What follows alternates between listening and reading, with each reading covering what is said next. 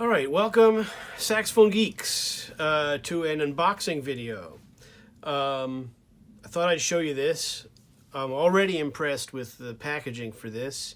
I bought another mouthpiece. This is for the tenor. I continue to look for a mouthpiece that works both on my Selmer and on my Con. I have an old Con from the 30s and I have a Selmer from the 60s.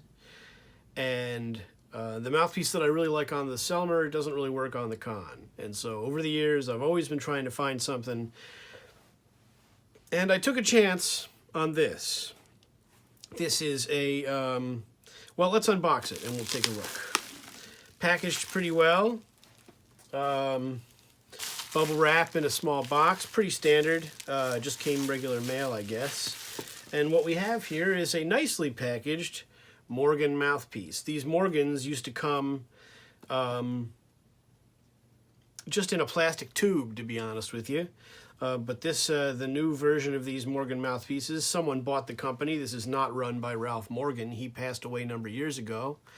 In the 90s, Morgan mouthpieces were some of the best mouthpieces you could get. It was before Ted Klum started putting out his own mouthpieces. It was before Navarro, before Drake, before a lot of these things. You had Dukoff, which were really high-end.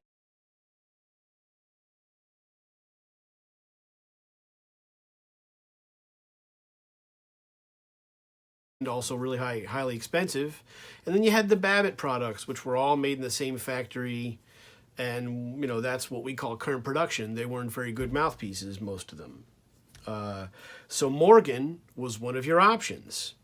Morgan's claim to fame was that he had the original formula for the hard rubber that Selmer used. And, you know, in an age when most mouthpieces were made out of very poor hard rubber, he was making mouthpieces out of good material, which really helps with the resonance and the consistency of the mouthpieces. So here is our Morgan in a nice black box, Morgan Mouthpiece Company. It's got a little pull to open the box.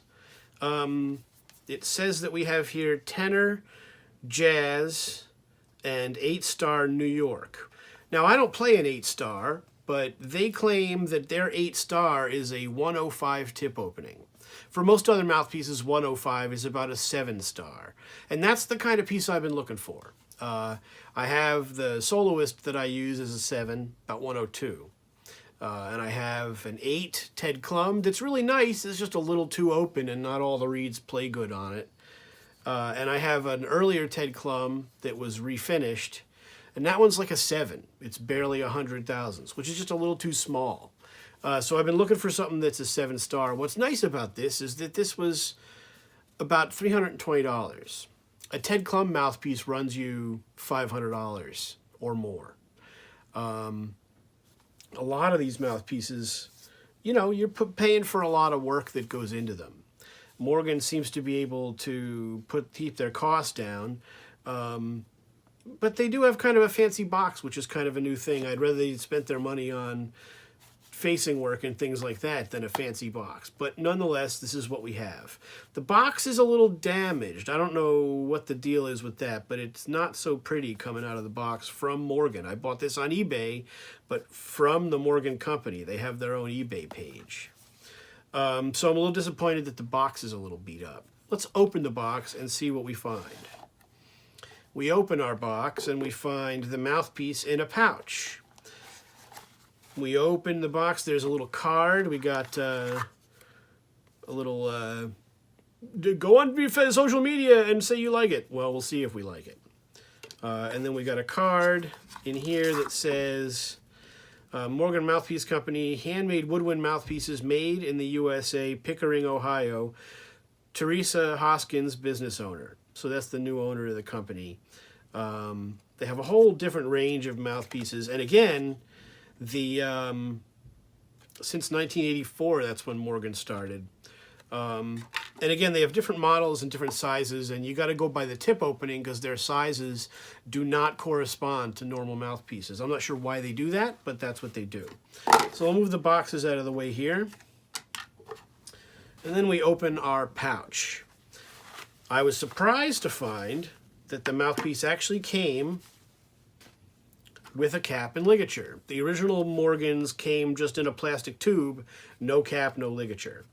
This is a, you know, standardized plastic cap with a Ravner style, if not actually a Ravner ligature. I don't use these, but at least you're getting a ligature that fits the mouthpiece when you get it. Sometimes when you get a mouthpiece, you don't have a ligature that fits it, and that could be a big problem.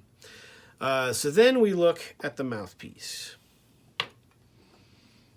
It is Morgan, and we've got USA. This is all hand scribed into the piece. And then underneath we've got, I guess, a serial number. And then it says 8-star ML, which is medium large chamber. The mouthpiece appears to have a bit of a rollover baffle.